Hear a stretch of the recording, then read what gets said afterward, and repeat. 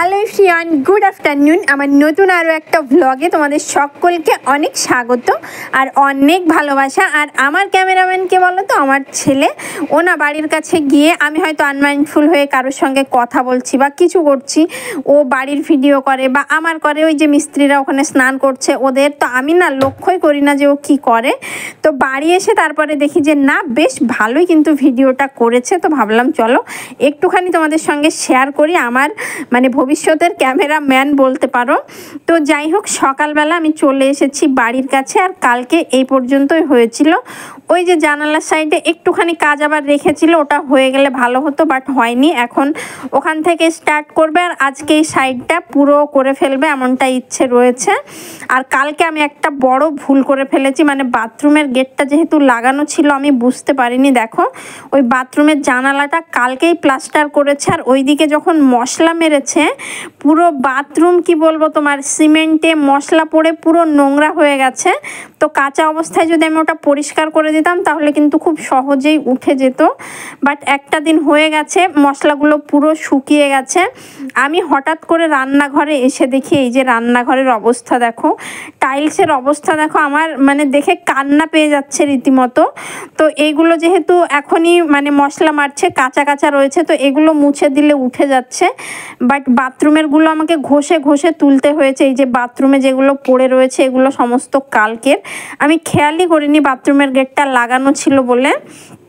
তো আমার এত কষ্ট মানে বাড়ি করতে গিয়ে কি বলবো তোমার, এগুলো আমার এক্সট্রা হচ্ছে, কেননা বাইরেটা প্লাস্টার করার পর যদি টাইলসগুলো বসাতাম তাহলে আর এই খাটনিগুলো আমার হতো না।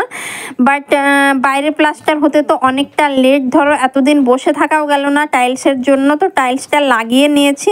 তো সেই কারণেই এত কষ্ট করতে হচ্ছে। তবে হবে না এমন কিছুই নয়, পৃথিবীতে সবই সম্ভব, অসম্ভব বলে কিচ্ছু হয় না। এই যে নোংরাগুলো হচ্ছে এগুলো কিন্তু খুব সুন্দর উঠেও যাচ্ছে, বাট এই যে আমার পরিশ্রমটা এটাই এক্সট্রা আমার পাওনা, এই আর কি। তো মিস্ত্রিরা সমস্ত মশলা লাগিয়ে দিয়েছে, তারপরে বললো যে আর মশলা যাবে না, এবার আমাকে পরিষ্কার করে দিতে বললো। আর আমার পরিষ্কার করতে করতে মোটামুটি 10টা বেজে গেছে। আমার বাড়ি আসতে আসতে আমি কখন আসবো আর কখন রান্না করব তোমরাই বলো। আর ঘরে তো পুরো ধুলো, মানে এত ধুলো, পা যেখানে দিচ্ছি পুরো ছাপ হয়ে, মানে পায়ের ছাপ বসে যাচ্ছে। আর এইদিকে দেখো জানালাটা তো দেখলে পুরো নোংরা করে দিয়েছিল, বাট আমি সুন্দর করে পরিষ্কার করে দিয়েছি। এই যে এখানে বেশ কিছু নোংরা, মানে সব সিমেন্টের গুঁড়ো তোমার, এখানে গুছিয়ে রাখলাম, আমি তুলে আর ফেলিনি। আর এইদিকে এই যে বাথরুমটা দেখেছিলে, তো বাথরুমের ফ্লোর, বাথরুমের দেওয়াল সমস্ত আমি ঘষে ঘষে পুরো সিমেন্টগুলোকে তুলে দিয়েছি। এখনও একটু একটু আছে, পুরো কিচকিচ করছে, জল দিয়ে না ধুলে না এগুলো একদমই পরিষ্কার হবার নয়। তো তারপরে ওখানে মিস্ত্রিদের চাটা দিয়ে সোজা এলাম বাড়ি। এসে দেখি আহিল উঠে গেছে ঘুম থেকে, তো ওর খাওয়ার ব্যবস্থা আমাকে কিছু একটা করতে হবে। তো আমি কি দেবো বলো চটজলদি, তো আমি এখানে শর্টটা তুলে নিলাম। সেদিন যে ঘি বানালাম আবার এতটা শর্ট জমে গেছে। তারপরে আমি দুধটা যেহেতু ফ্রিজে ছিল গরম করতে বসিয়ে, এইদিকে মশলাও শেষ হয়ে গেছে, মানে কাজের দিনেই সমস্ত কাজ একসঙ্গে হতে হয়। তবে আমি রাত্রে না বুদ্ধি করে দেখো মশলার সমস্ত মানে গুছিয়ে রেখেছিলাম, তোমার পেঁয়াজ, টমেটো, লঙ্কা টঙ্কা যা যা লাগবে আমার মশলা করতে সমস্ত রেডি করা ছিল বলে একদম মিক্সিতে দিয়ে জাস্ট একটু ঘুরিয়ে নিলাম, আর আমার মশলা রেডি হয়ে গেছে। আর এই জাহিলকে তো দেখতে পাচ্ছ উঠে, মানে ওর না কি বলবো তোমার, মাইন্ড কোনো কাজই করে না। উঠে দেখবো একবার এখানে গিয়ে শুচ্ছে, ওখানে গিয়ে বসছে, মানে ল্যাদ খাওয়া যাকে বলে, তো উঠে না, ও তাই করে বেড়ায়। আর আমি ওকে দিয়েছিলাম ড্রাই ফ্রুটস খেতে, বাট ও সেগুলো না খেয়ে দেখতেই পেলে শুয়ে আছে। আর ওকে দিয়ে দিলাম দুধটা গরম করে, আর যে কাপটাতে দিয়েছি দেখো লেখা আছে I am A Cerelac boy, but এটা আমার এই কাপটা, কেননা আমি ছোটোবেলায় সেরেলাক খেয়েছি, তো তার সঙ্গে ফ্রি পাওয়া যেত এই কাপটা। তো ঘরদোরগুলো পরিষ্কার করতে গিয়ে এই কাপটা মিলেছে, তো ভাবলাম আহিলকে চলো এই কাপে করেই আজকে আমি দুধটা দেব। আর এইদিকে দেখতে পেলে ভাতও বসিয়ে দিয়েছি, কেননা ভাতটা হতেই যত সময় নেই তোমার 1 ঘন্টা, একটা ডিম ভাজা বা একটা কিছু 10 মিনিটে বানিয়ে কিন্তু ঘি দিয়ে খেয়ে নিতে পারি, বাট ভাতের জন্য বসে থাকতে হয়। তো সেই কারণে আমি বাড়ির কাছ থেকে এসে সবার আগে কিন্তু ভাত রান্নাটা বসাই, তারপরে ওকে ব্রেকফাস্ট দিই বা যে কোনো কাজ আমি করে থাকি। তো আমি ওকে খাইয়ে দিচ্ছি, কেননা ওর খেতে দিলেও মানে মোটামুটি 1-8 ঘন্টা লাগাবে এখন খেতে খেতে। তো দেখো এখন 10টা, মানে কিন্তু টাইম এখন 11টা।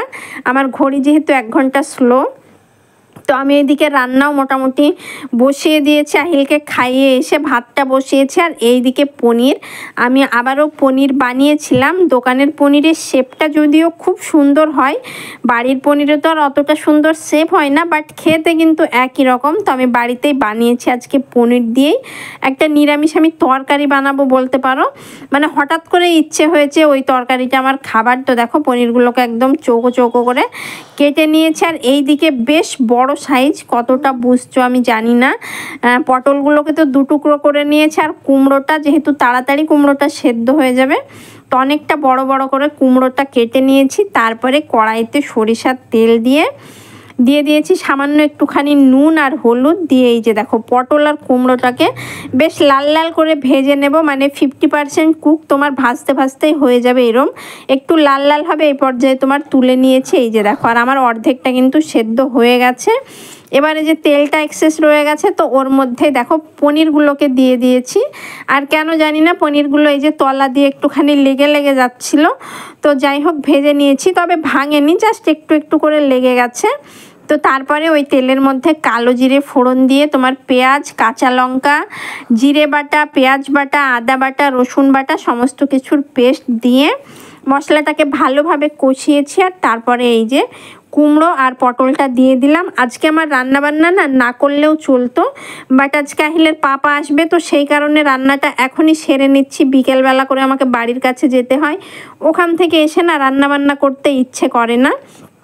তো ভাবলাম এখনই করে নিই, নইলে ফ্রিজে যে তরকারি ছিল আর একটা কিছু করলে আজকের দিন মানে আমাদের আজকের দিনটা অন্তত হয়ে যেত। আর আমার রান্নাঘরের অবস্থাটা দেখো, মানে এত তাড়াহুড়ো করে আমি রান্না করছি, বেলা হয়ে গেছে বলে চারিদিকে এটা ছড়ানো ওটা ছড়ানো। তো আমার ওইদিকে হয়ে গেছে পনিরের তরকারিটা, একটুখানি কষিয়ে তারপর একটুখানি জল দিয়ে পনিরটা দিয়ে দিয়েছি, তাহলে কিন্তু আমার হয়ে গেছে। আর এই দিকে আমি ভাজছি ভেন্ডি, বেশি করে পেঁয়াজ দিয়ে না ভেন্ডি ভাজা খেতে বেশ ভালো লাগে। আর ওই দিকে তো ভাতটা বসিয়েছি, এই যে দেখো ভাতের মধ্যে আবার দিয়েছি ডাল, কেননা আহিলের পাপা আবার ডাল খেতে পছন্দ করে। ও যাই রান্না করো না কেন এসে বলবে ডাল হলে ভালো হতো, তো সেই কারণে ডাল বসিয়েছি। আর আমি এইদিকে ডিম একটা ভেজে নিচ্ছি, কেননা আজকে তো আর মাছ মাংস কিছুই হয়নি। তো খেতে বসেই আহিল বলবে মাছ কোথায় বা মাংস কোথায়, অন্তত ডিমটা থাকলে ওকে ম্যানেজ করা যাবে, তো সেই কারণেই। আর এইদিকে দেখো আমার রান্নাবান্না মোটামুটি হয়ে গেছে। ভাত না হলে তো আর ডালটা করতে পারছি না, তবে এই যে ভেন্ডি ভাজাটা হয়ে গেছে, তার সঙ্গে ডিমের অমলেট করেছি। আর এই যে সবচাইতে টেস্টি, এটা না খেতে এত টেস্টি হয়েছে, পনির দিয়ে আলু দিয়ে, এই আলু নয় সরি পটল দিয়ে আর কুমড়ো দিয়ে। ভেবেছিলাম একটু রসা রসা করব, তারপরে আবার একটুখানি ঝোল ঝোলও রেখেছি। আর এই যে কালকের ছিল কচু দিয়ে, আলু দিয়ে আর ডিম দিয়ে করেছিলাম তরকারি। তো তোমাদের বললাম না আজকে রান্না না করলেও চলতো, ওর পাপা না আসলে করতামও না। আর এই তরকারিটা ফ্রিজে ছিল, আমি ঢেলে নিলাম অন্য একটা বাটিতে, কেননা কালকের বাটিটাতে না একটু বাজে লাগছিল দেখতে। খাবার জিনিস দেখবে আগে দেখতে সুন্দর না হলে না খেতে ইচ্ছে করে না, দেখতে সুন্দর হলেই তোমার মন বলবে যে না একটুখানি টেস্ট করে দেখি যে জিনিসটা কেমন। তো সেই কারণে বাটিটা চেঞ্জ করলাম। আর এইদিকে তো পেঁপের চাটনি বানিয়েছি, এটা এখন ফ্রিজে রেখে মিনিমাম 10-15 দিন তো আমার হয়ে যাবে, একটু একটু করে খাবো। চাটনি জিনিস ফ্রিজে রেখেই খেতে কিন্তু ভালো লাগে। আর এই দিকে বানাবো পায়েস, তবে মানে কি বলবো তোমার নিয়মিত যে পায়েস হয় সেই পায়েস নয়, একদম অন্য রকম স্টাইলে বানাবো পায়েসটা। তো এখানে আমি গোবিন্দভোগ চাল দেখো ভিজিয়ে রেখেছি জলে। আর এদিকে ভাতটাও অলমোস্ট হয়ে এসেছে, ডালের জন্য আমাকে ওয়েট করতে হচ্ছে, ভাত না হলে তো আর ডালটা করতে পারবো না। তো দেখো মোটামুটি মানে 1.5 ঘন্টার মধ্যে আমার রান্না বান্না ডান হয়ে গেছে। সমস্ত জোগাড় করা থাকলে না রান্না করতে খুব একটা সময় লাগে না।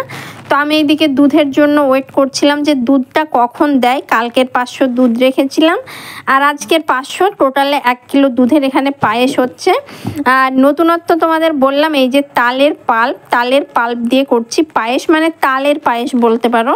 তবে রেসিপিটা আজকে শেয়ার করা হয়নি, যেহেতু খুব তাড়াহুড়ো আমি মানে বাড়ির কাছ থেকে এসেইছি তোমার 11টার সময়, তারপরে রান্না করেছি এত কিছু, এই রেসিপিটা আর শেয়ার করতে পারিনি। তবে দারুণ হয়েছিল এটা খেতে, ডেফিনেটলি এর পরে যেদিন বানাবো তোমাদের সঙ্গে আমি রেসিপিটা শেয়ার করব। আর এইদিকে পায়েস তো হচ্ছেই, আর দেখো আমার ডালও হয়ে গেছে, ভাত হয়ে গেছে। তারপরে আমি আর রাহিল দুজনা তো অল্প করে খেয়ে নিয়েছি।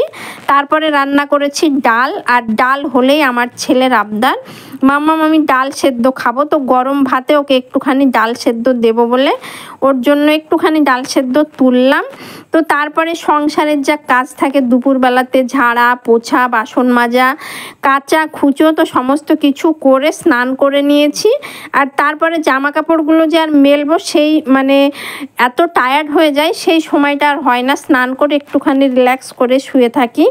তো এখন দেখো রেডিও হয়ে নিয়েছে, এখন মোটামুটি 5টা মতো বাজে। আমি এখন বাড়ির কাছে যাব। তো ভাবলাম এগুলো দিয়ে জল ঝরে গেছে, এগুলো ছাদে দিয়ে দিই। তো মশারি, তারপরে পাপোশ, জামা প্যান্ট অনেক কিছুই কেচেছিলাম, তো এগুলো ছাদে দিয়ে দিলাম। আর রাহিল ওইদিকে রেডি হচ্ছে নিচে, আমি এইদিকে মেলতে এসেছি। তো চলো আজকের ভিডিওটা এখানেই শেষ করছি, দেখা হবে নেক্সট কোনো ভিডিওতে। ততক্ষণ পর্যন্ত ভালো থেকো, সুস্থ থেকো। আর কেমন লাগলো আমার আজকের ভিডিওটা অবশ্যই কমেন্ট করে জানিও। টাটা।